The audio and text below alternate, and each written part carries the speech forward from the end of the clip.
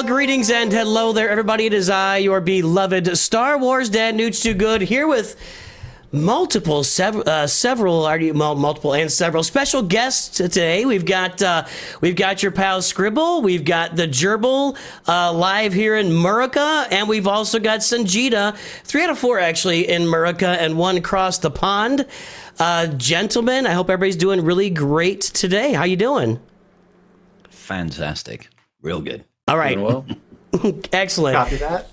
So we are here today, and this is the first time I'm trying this. I've been wanting to get folks together for a little bit of confab, and I think now is a really good time to talk about what's going on with Star Wars Galaxy of Heroes.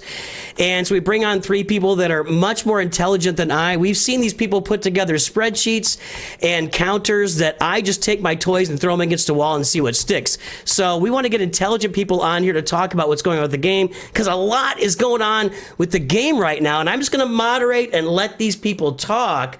So I'm going to start with Scrybe, because you put out a couple of really good videos lately about the raid and the teams you can use in the raid. And anybody feel free to jump in here as we're talking.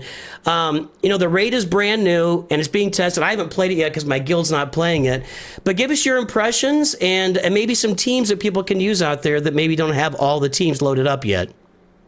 Yeah, for sure.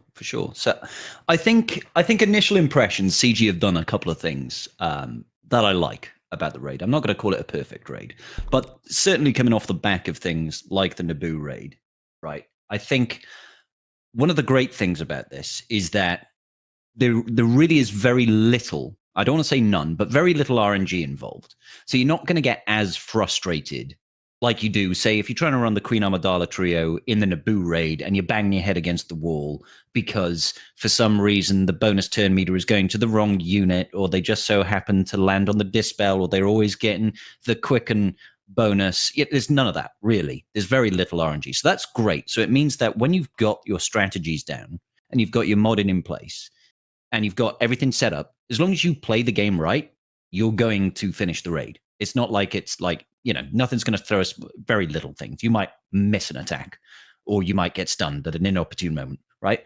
But it's very little. So that's great. The other side of it is it's a super quick raid. Like, you can in and out in a couple of minutes per run. I love that. I don't want to spend 45 minutes trying to see if a run's going to work. I just want to be in and out, get my runs done. If I've got the modding and everything, I just want it to go smoothly. And they've done that very, very well. The only thing I don't particularly like about it is it doesn't feel very deep as a raid. It's like it's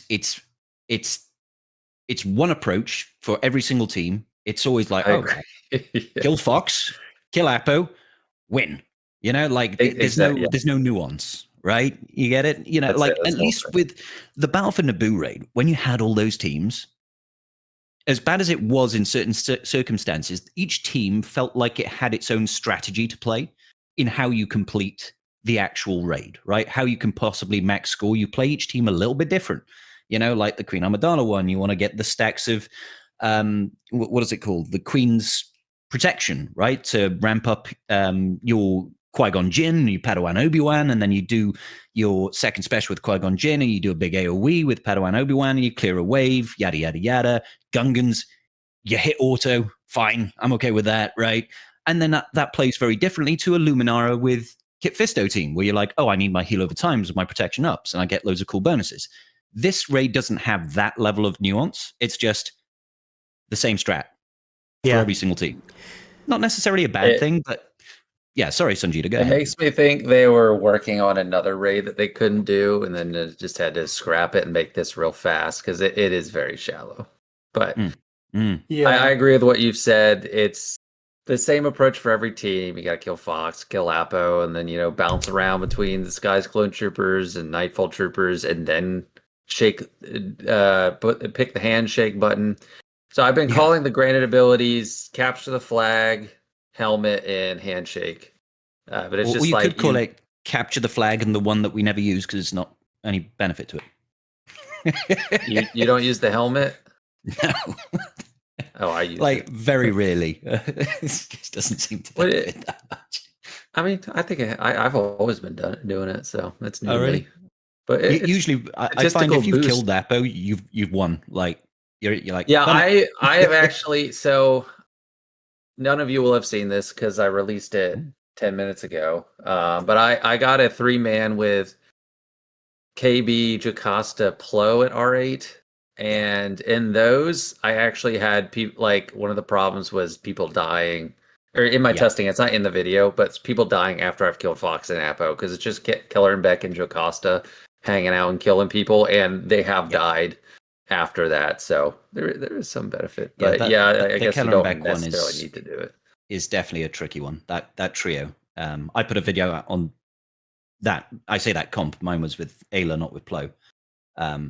Yeah. So, So yeah. I did Plo because I think a lot of people have it for Ahsoka, but he is bad. Like he's basically a warm body.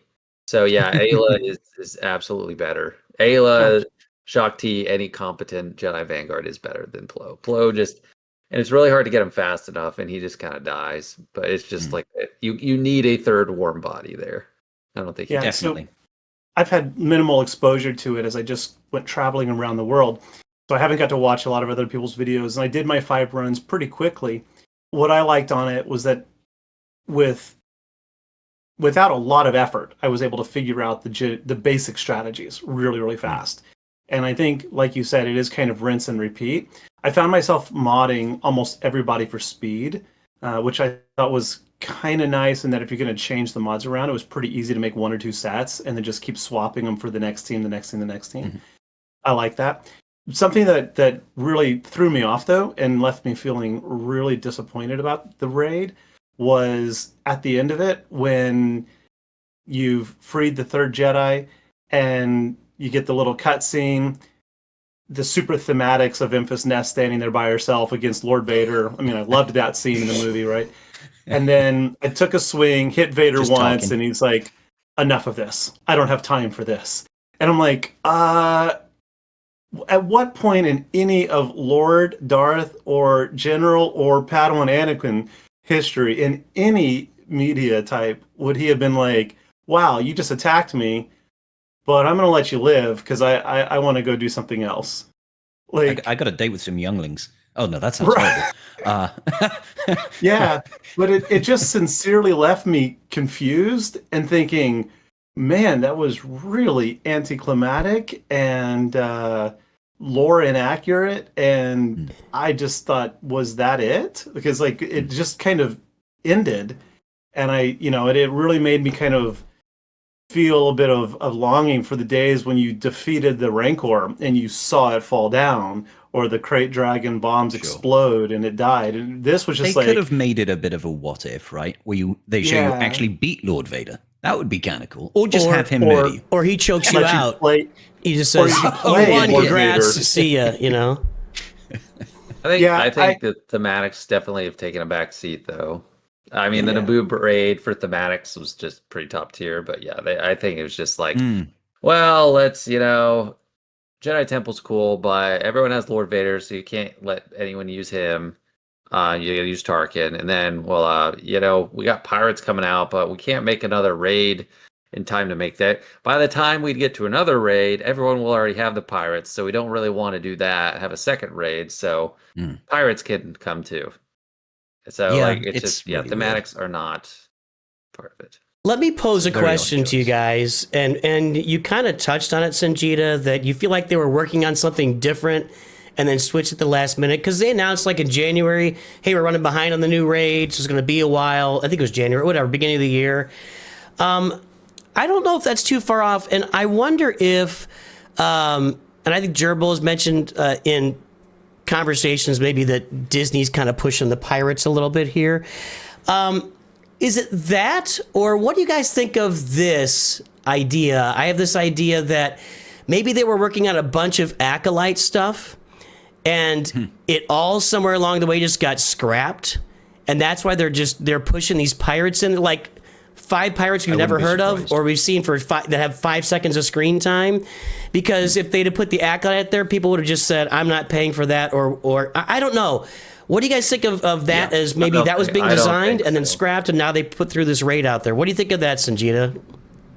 I don't think so. I mean, I think like with their era stuff, it's been pretty packed the whole time. I mean, there was one gap towards the end of December where they could have shoved stuff in, but it would be the same thing. It would be shoving in Acolyte stuff instead of pirate stuff. But I think the appetite is very low on either side. Like I didn't watch the Acolyte, but I'd actually be more interested in lightsaber wielding Force users than pirates for Star Wars.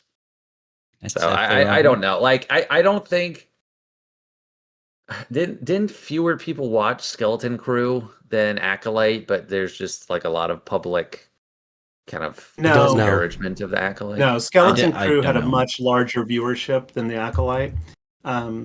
Skeleton Crew was actually the #1 most watched Disney streamed TV series last year. I did see that. Oh, actually- well, Yeah, no, I it didn't. actually had I don't know where a- I heard that before. Maybe it was an early on stat, but Well, relative There to was- like Mandalorian season 2, it was considerably smaller, but in terms of reception, it was actually very well received overall. And The I thing think is, it that's just the doesn't problem, really. I feel liked it. Star Warsy to a lot of people, right? Especially if you're of the original series trilogy, or if you like really love like the Clone Wars cartoon series, then Mhm. Skeleton Crew feels more like the Goonies than it did to a lot of people Star Wars. And personally, I loved it, and I'm stoked Me too. for season 2, but I don't know if we'll be getting one. I don't think it's been announced yet. No, it hasn't been confirmed yet. Yeah. At least feels more like a I've closed read some news on loop it recently. story. Yeah, I really like the Skeleton Crew. I thought they nailed it. Personally, Nooch, it to was a answer your question, I wouldn't be surprised at all if CG had to adjust ship. From what I understand about their production process, things are rolled like people are working on kits for characters like 12 months in advance. Right. Right. So I have a feeling, and we all know that they get a steer from Disney around what they need to release and when. Like they have some areas. I believe it was back when Carrie was still running the show. She talked about when the Old Republic came around. You know, Jedi Knight Revan, Darth Revan, Malak, all that sort of business. The only reason those characters got made was because they had a gap in their schedule, and they could say, and Disney said, "You've got carte blanche. You can take the wheel and build what you want to make." They still have to vet it, of course, with Disney and say, "We want to make Jedi Knight Revan. Is this okay? Here's our ideas, here's our thematics, here's our artwork," and it gets approved through a long process, right? So I wouldn't be surprised if when Acolyte was coming out, they were told, "You got to make some Acolyte stuff in like 12 months' time."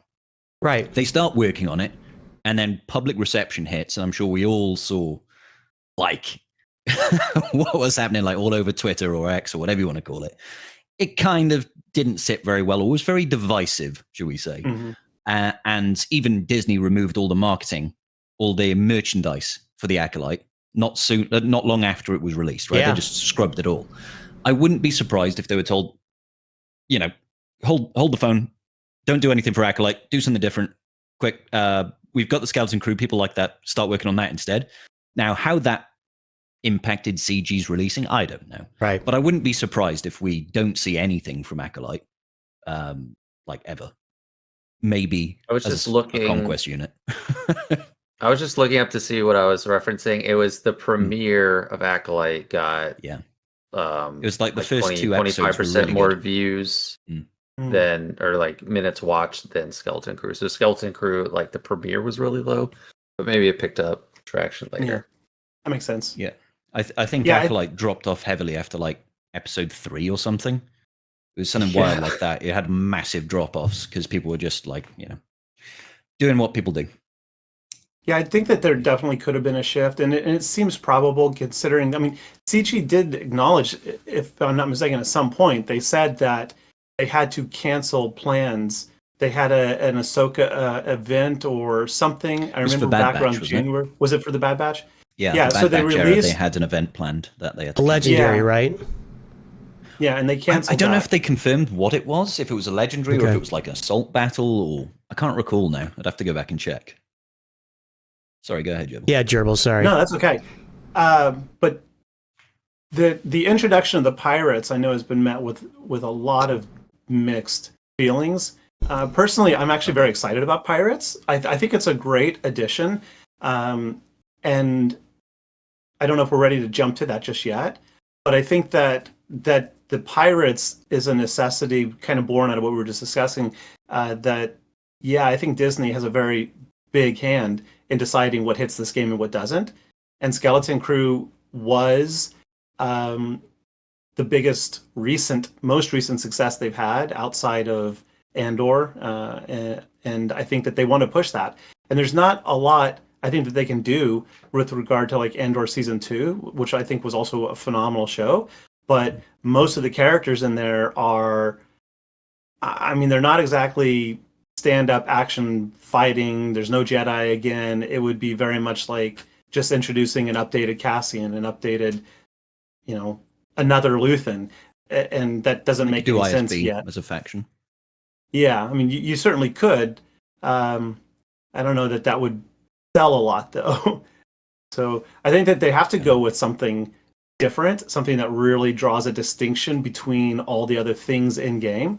And I think Pirates has that opportunity.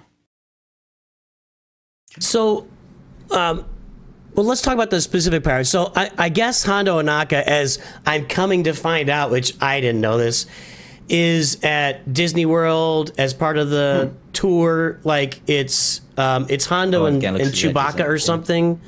Galaxy's Edge. I haven't been there, so maybe people are starting to get to know him. Clearly, I mean, how many of these pirates have, like, between them, have a total of 30 seconds of screen time for like 4 of these pirates?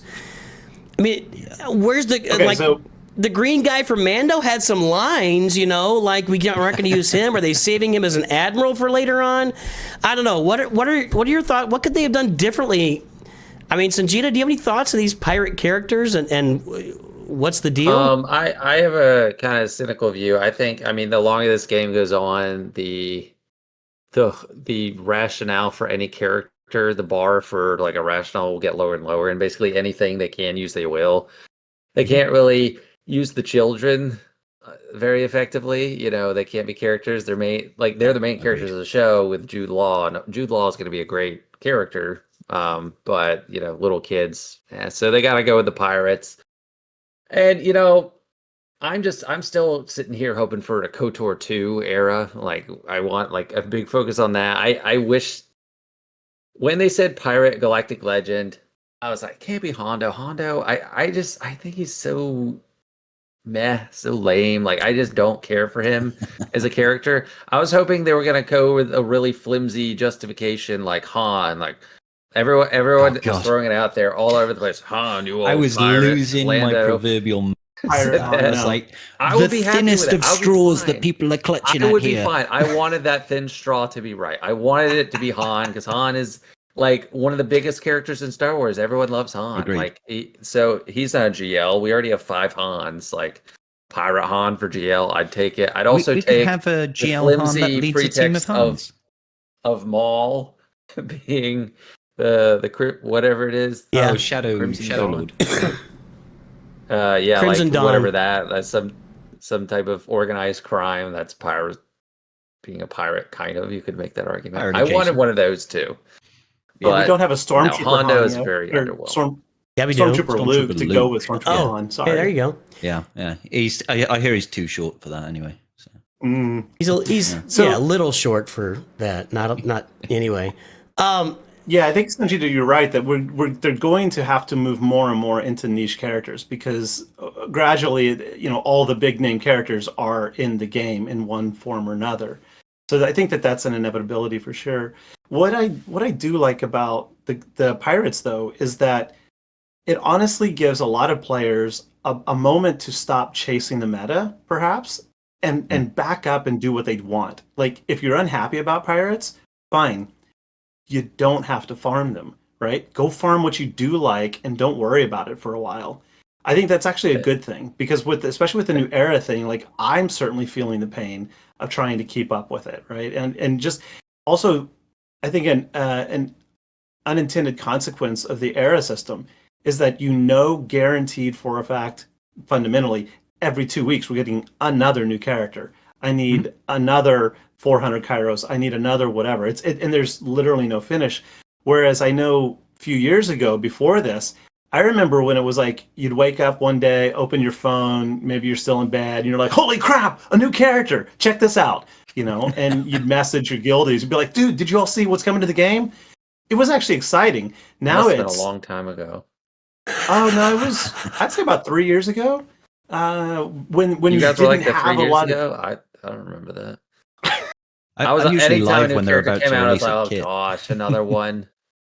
Oh no, I used to love it, but I now never got it's just excited for new characters. it's just routine now, right? The introduction of new characters Yeah, just become I hate routine. that release Yeah. schedule for marquees. Like they need to go backwards in that instead of forwards, but they have to do it. Like the overlords are banging down the door, like, "Hey, where's the money?" All the like, because endgame players do not care about. They don't care about spending money on gear, even if it's Chirotech. No. Like Relic 9 stuff maybe, but even then, the Mega Whales, they have basically the whole game Relic 9. They don't care anymore. Signal data, you kind of care, but it's all new characters. New characters are the main revenue stream for end game players that are the ones that are committed enough to spend. And they're just trying to sweeten the deal so much with that. It's like, well, yeah, we're gonna get new characters all the time, but you're gonna want them. We got these era battles.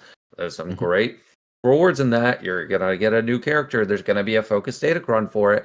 There's gonna be a new datacron set all about this faction. If you don't have anything there, you're gonna get screwed in Grand Arena. And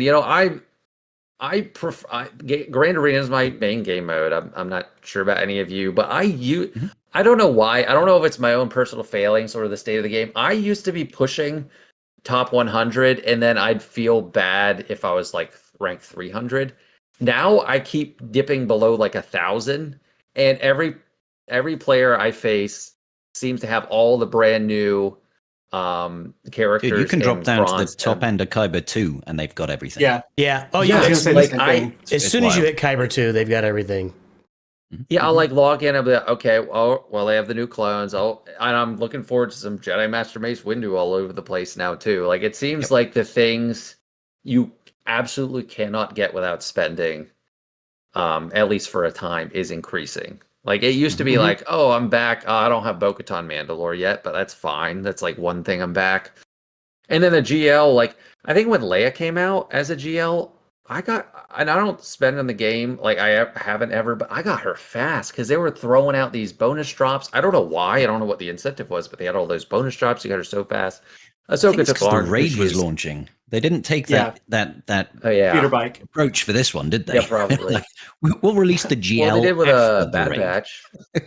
Yeah, So exactly. We've those, got some Bad bonus Batch drops for drops Bad helped, Batch. Yeah, yeah. But yeah, I think that's why they did it for Leia.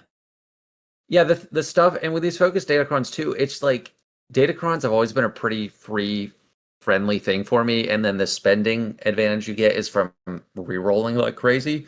That's what the whales have. They have like the full inventory, and everyone thinks re-roll to have all defense or like all health or whatever it is. But gotcha. now it's like with the focused datacrons, I have to pick and choose. Like it's been 2%. I'm gonna try to stretch to get the support thing on the Chronocron.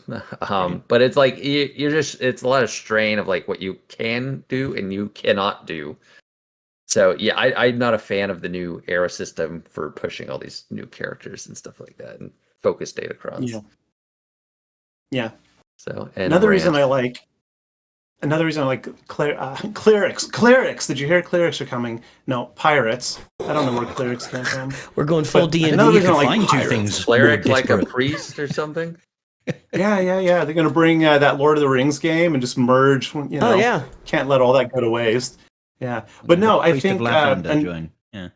as soon as SM33, I think is his name. Yeah. As soon Me. as he was announced, I don't know if you remember like the inbox announcement. It name dropped the Onyx Cinder in there, and it said he's the first officer. There were like 5 different direct comments to him being, a crew member of a ship in some capacity.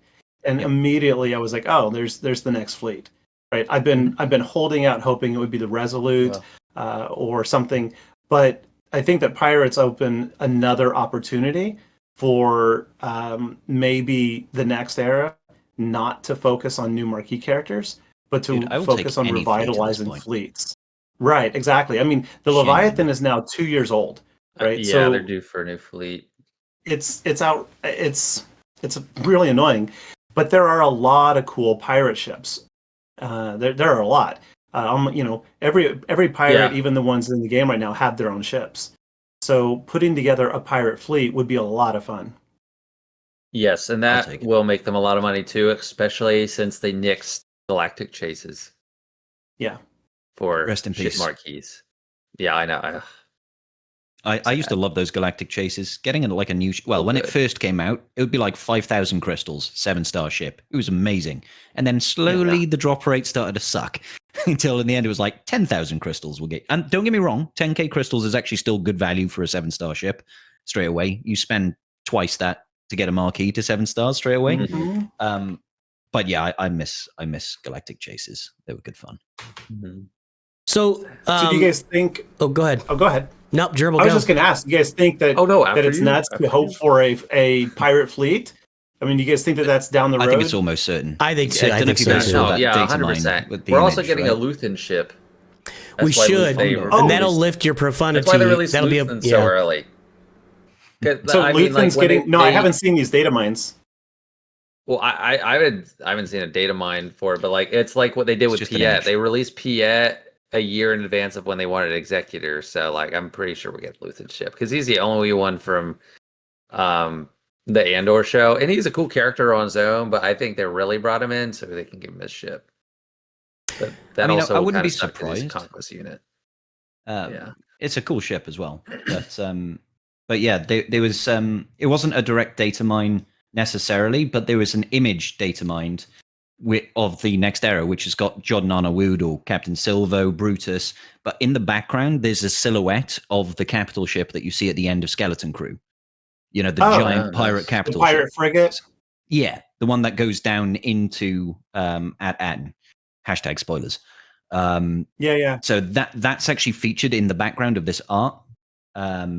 So you know, that and the Onyx Cinder and whatever pirate ships that they choose to bring out, it would kind of make sense. That CG very really like shows things in images that they're not going to release. So that's the way it seems to me. I Well, definitely think we'll get another a pirate spoiler for Skeleton Crew, but we already know what the ultimate would be then. The boarding party that we saw in the episode 1 opening. fleet. I'll just post it in the chat for you there, guys. So like sorry, my brain's not working here. A Leviathan style boarding party.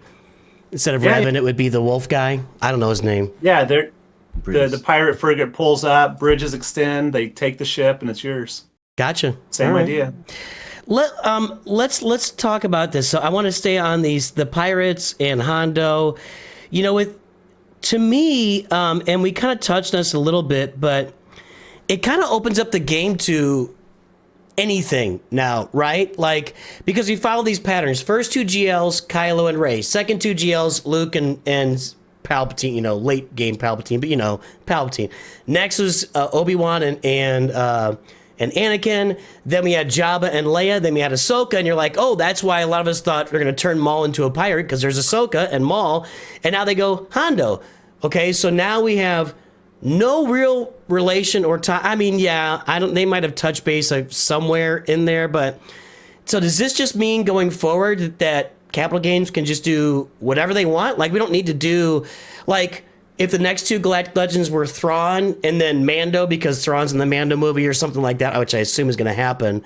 But they don't even need to do that. They could do Mando and then whatever. The 1, 2 don't have to be related at all. I think.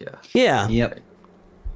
I mean, so it opens up to anything, right? At this point. Technically, they said that with Jabba, but they said she won't have a light side counterpart. And that meant, And then they came out with Leia. There wasn't going to get a second one immediately released after, but then like Leia is also very related to Jabba.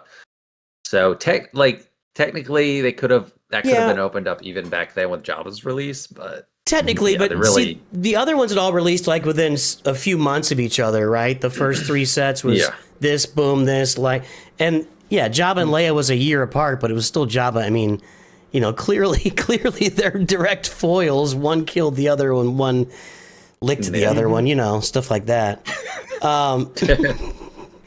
It's true. But anyway, no, you're right. This opens the door to virtually anything.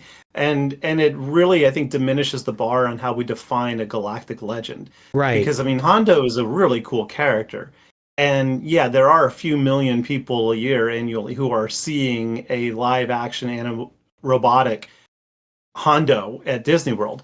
But I think, as we've been saying forever, if you go ask 20 people on the street or your grandma, who's this hooded character in a black cape, they're going to be, oh, Darth Vader. Well, who's this Hondo character? They're going to be like, I don't know.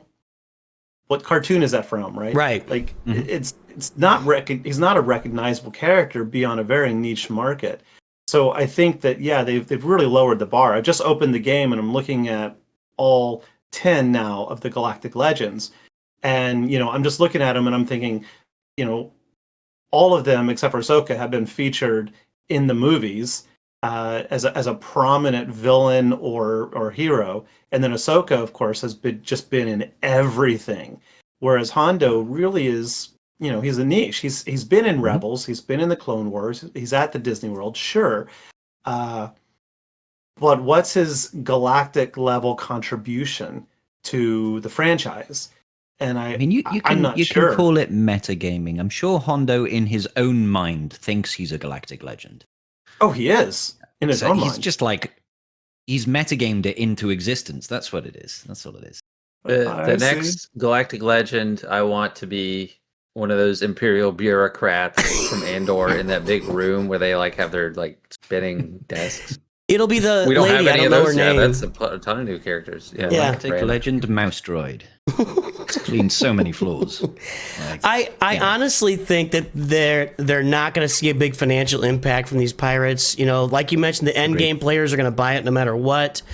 But I have had a lot of people in my comments and chat while I'm live just saying I'm not going for this.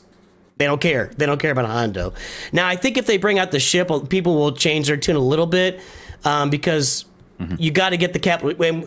If a capital ship's going to last 2 years, you got to get the capital ship, right? Yeah, especially if the capital ship is actually going to be meta and it's not going to be like the Radis or something. Right. Yeah. I'm sure they'll incentivize it as much as possible. Well, and they've shown with 3 or 4 revisions after release. Yeah, that's what I was going to say. Yeah, they showed with Leviathan, it's like, this will be the meta, period. And when it doesn't work, we will make changes and we will rework. Buff the dagger again. Right, yeah, it's the dagger. And then they release Punishing One to kill it, and they say, oh, no, we're going to fix that. Well, that was the dagger. But you know what I'm saying? Like, no matter what happened with Leviathan, they kept reworking it to make sure it stayed up at the top. We'll just take this opportunity to nerf the Chimera counter. That's a very big concern of ours. Yep, right. It was like the Leviathan isn't performing as well as we would hope, so we're going to nerf the, and then we're going to buff the dagger. So, right, okay. Do you remember that wonderful rebel fleet we brought out to counter the Executor? Yeah, bin that. Forget about it. It's trash. It's not actually trash, but there you go. It now gets dumpstered by the one team it was designed to counter. I hate the Punishing One so much. It's stupid. Yep. Shit. Oh, I think that the Punishing One introduced so many problems in this game. That is one unit of all that I just despise, especially because again we're talking about another highly niche character, right? Like, why is Dengar, right, who's the pilot? How much screen time did he have? And I didn't know he was in when I started this game and I knew he was a character. I didn't know he was in Empire Strikes Back. He was henchman holding they range walk in the past background. him, right? Right. Yeah, Vader walks past him, I think. He's one of those. I think he has a whole comic book series or something, though. Not that, not everybody. So that's still all. Not worthy of the power he's been given. I agree with you. Punishing One was. Real fast, yeah. Sorry, you go. Go ahead, Noosh. Okay, I'll add one other thing is that I think that the pirates are also not going to see a lot of monetization because the new raid structure has so many one-off and 3 person teams that this squad or faction is just not needed for the raid. I mean, I've seen so many people already breaking 11 million points. And, if you know you're not going to chase that 10, 11 million mark anyway. Well, then what will the end? I think there will be a space for like one, because what do we got? Like Jedi Master Mace, you got a Killer and Beck Jocasta, you got Tarkin clones, you got new Bad Batch, and then you got do the 5th. I mean, Nest Solo is nice for like free players, but the thing is, just depending on your investment, you don't actually need it. You don't need a 5th game. That's the weird Yeah. thing. It like Actually, again, yeah, this that's is kind of end game. It's like, hey, if you've got a couple of Relic 9 teams and a Relic 8 team And and, that's a what Relic I 7 mean. team, get like The 11.1 late mil. gamers already have these Relic 8/9s, right? You Yeah. 3-man the top tier 3 times. You're basically there. You don't need the pirates. It's still annoying for mid game, even like Definitely. early late game. It's just completely dismissive of that sector, like which is a huge segment of the player base. Oh yeah. Yeah. Yeah, without doubt. I will say though, in that sector, that's where I kind of live. I've seen more investment in the dark side clones than any marquee I can remember for a long time. Like people were just that's because forking. of era battles. Say what? I think it's not That's 'cause of just era- as the era battles, though, right? Well, it's because no, it's dark it's- side clones for Lord Vader. Yeah. Like people were. People It love is, but Lord it's like Vader. I'm someone I never really engage in marquees, but like it became clear that like even pouring a little bit into them early, we've had the new marquee structure for a while, where you get like a bunch of extra shards. But if you can just get like one, like Apo or the Temple Guardian to 5 stars, you get so many extra shards over time. It's like amazing. It's really I good. had my Apo 30 out of 100 before he became farmable, which I've never had. And I wasn't interested in them. I don't actually care about them. I don't think they're like, I mean, they're kind of cool, but it wasn't like, oh yeah, oh sweet, dark side clones, let's get. I was just like, this structure really incentivizes you to actually like do a little bit of work or investment, because then you can get tier 1 and tier 2. And that era battle for those, I was kind of dismissive of it at first because I was like, oh, I'm not going to get anything with that. I'm not going to get them Relic 9. I'm not going to have that. But those first 2 tiers has just been amazing. And with the new one too, because it's just Jedi Temple Guardian and Deepa Balaba. So especially if you got that pack for the Temple Guard that gave 66 shards of Temple Guard for free on the store. It did? Like, Wait, yup. what? Yeah. Is it still was there? a You don't need- $9.99 pack on the store if you didn't have like a maxed out Temple Guard. You can go on the store, put in a code that's freely available, and you get 66 shards Kyrotech of Temple Guard for free.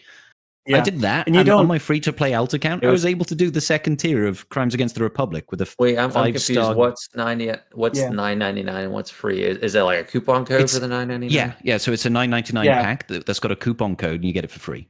66 shards. The I code didn't is know what, it. Temple Yeah. Guard, I think? I think Or no, it's- Jedi yeah. Temple, I think is the Jedi code. Temple. Jedi Temple. Yeah, Yeah. you don't need DAPA for the final tier either to get the 2,000 Yeah. crystals. You only need Temple Guard and Mace. And it's actually not that challenging. I did a little video on it showing 2 stars. And that was just my first time doing it. And like I said, I've been traveling, so it was kind of a rush. But then I went back and hit it. And it's like, yeah, that was easy. 3 stars with 2 characters. I mean, you can do Yeah, it but with era Depper battles instead. and all that makes it a lot easier for people to engage with them. Oh, for sure. But I agree with you guys also. I think that the clones, though, were just more farmed out of nostalgia, honestly. I think that just anybody who was a huge fan of the prequels and the Clone Wars, be it the novels or the animated series, I think they went after that just out of thematics of having a clone, what is it, the Vader's Fist, right? Yeah. What I wonder, though, is after the marquee datacrons go, is it worth that investment though? Because like I'm getting the max banners with solo Darth Sidious, for example, against Tarkin and 2 clones. And yeah, Vader himself is harder, but he's got that CX2 datacron. When that goes, is that really going to be a stronger team than it was before? I mean, you use the example of Sidious, right? But Sidious is only doing that because of a Sidious Cron as well. So that Cron's Right, going to but- disappear. Then what happens? But that's what I mean. It's a cron countering a cron, yeah, and you're getting max banners. Isn't Tarkin's pretty good though? Like he doesn't need Yes, an yeah. Apocron. Yeah, but he's a max banner solo right now. yeah. Tarkin Yeah, is- right is now. surprisingly good. Yeah, It's always hard to know when those crons are out because we wondered about Bane without the cron, and it's turned out he's the exact same guy without the cron. his Cron was even I don't Bane's even worth remember farming which still? Cron he had. It doesn't his matter. Cron It is still summoned does it. a Sith fighter.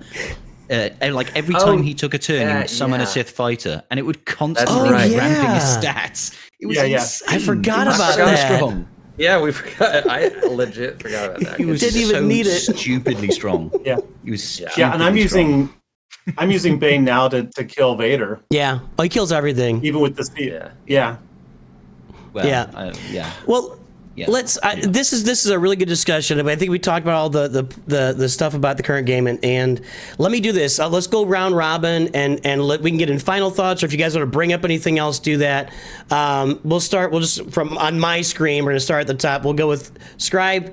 Any final thoughts or anything that you wanted to bring up and talk about that we didn't really address here? I suppose just to touch back on the raid, there is a lot of accessibility and a lot of flexibility around short manning and undermanning in this raid, which I really do appreciate.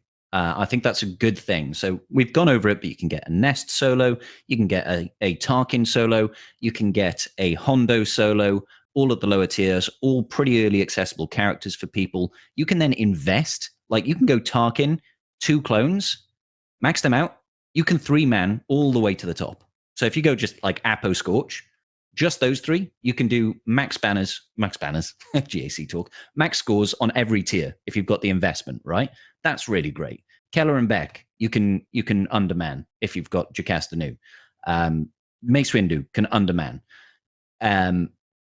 There's even if you've got like Tarkin and a 5-star clone, you can still do some work, or a 7-star clone without necessarily relicking them. You can get really good work. So I like the fact that there's a lot of accessibility and flexibility about where you can invest. Because when we first looked at it, it looked kind of bad, right? It was like, what are the early game players going to use to beat this raid? How are they going to score any points? It's all brand new teams. But there are some options. You know, you can throw in two Vanguard teams of accessible characters, easily score 2 million points if you put some investment in. So cool. Good stuff there. Awesome. Thank you, sir. Gerbil, how about you?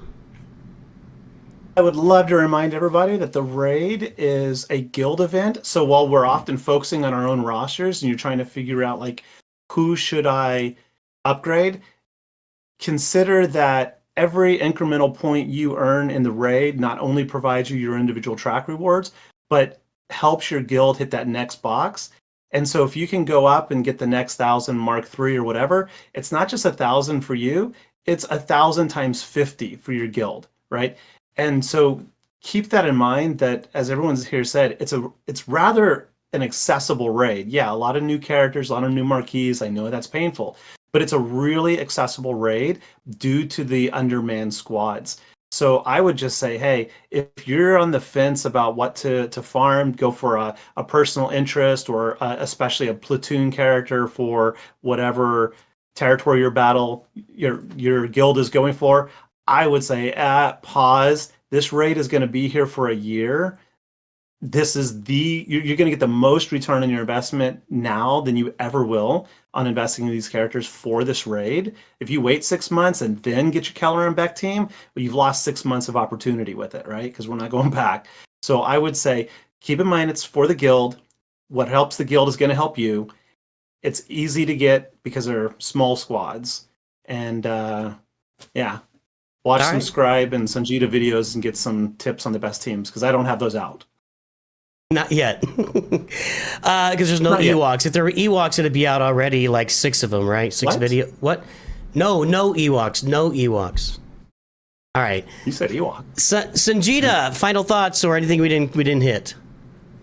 Yeah, there's one point about the raid we didn't get to, and this is just a complaint that I think all the lazy people like myself might have eventually, is that this is an easy raid. It is pretty simple, but it is not autoable, or not very autoable, because you have to get things done a certain way, and if you do that handshake thing too early, you're gonna get less points. So as easy as it is long term, with Naboo, eventually towards the end, I was fine just doing 3 teams. I get like 8 million, and there was all auto. I might have to restart once or twice with Queen Amidala, but it was just all auto, baby. So yeah, I don't know how I'm gonna feel with it eventually, because it'll be less screen time of like the runs actually happening, but it will be more intensive play time with it. So everyone in my guild, there's always like, whenever there's an announcement, okay, raid's on, there's a huge score of gifs of like, I don't think so. that, or like that's not true. That's impossible. Like Not again. again, like wake up. It's Groundhog Day. There's the raid. Or like that guy. I forget what the meme's name is. The guy like Bad News Herald or something. He's looking at the screen. It's like, oh, well, great. Yeah, none of those. So. I think that, Well, we'll and see. yeah, I'll give one last thought, and it kind of relates to what you guys have just said.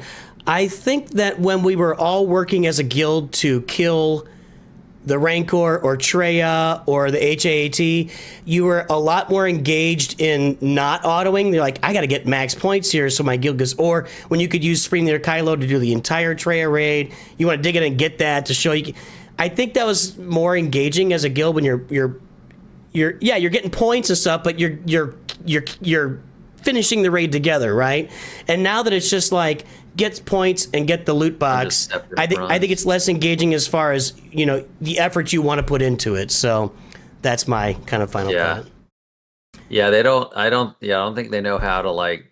I would love old raids like that. I just don't think they know how to get around it without just doing so much HP, because they tried that with the Challenge Pit. Yeah. The first iteration of Challenge Pit was just horrible. It was. That was a nightmare. Yeah, with all the teams in the game guys, now. I've got 2 million. Okay, hold. Like 45 minutes later. At the same time. Hold. Some guy posted his score. That was awful. Just like ostracize that guy, tar and feather that guy. That Yes. his score before everyone. I saw people kicked out of guilds for that kind of stuff. So, all right, gentlemen, I had a lot of fun. I would love to do this more often. Just not like weekly or anything, but this is a good get together and a good discussion, and I appreciate your time. And hey, give me a little pose here at the end so we can use it for the thumbnail. Ready? On 3, 2, 1. That's going to be awful. All right. So, guys, thanks for joining in. Everybody out there, thank you for watching. Let us know your thoughts and comments. We want to hear from you guys.